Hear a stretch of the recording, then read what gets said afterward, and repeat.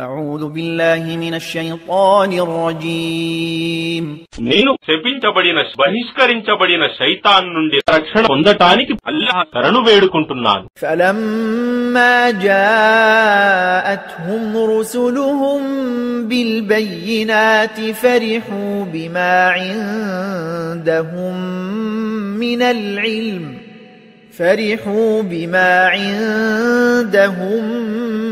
من العلم وحاق بهم ما كانوا به يستهزئون.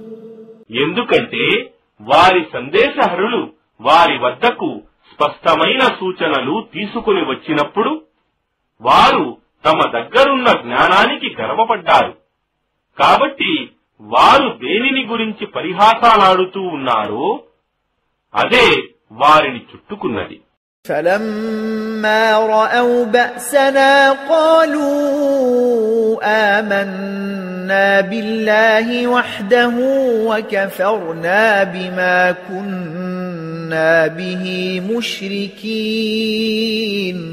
ఆ తరువాత మా శిక్షను చూసినప్పుడు వారు ఇలా అన్నారు, మేము అద్వితీయుడైన అల్లాహ్ను విశ్వసిస్తున్నాము మరియు మేము అల్లాహ్కు సాటి కల్పిస్తూ వచ్చిన భాగస్వాములను తిరస్కరిస్తున్నాము. فلم يك ينفعهم إيمانهم لما رأوا بأسنا سنة الله التي قد خلت في عباده وخسر هنالك الكافرون.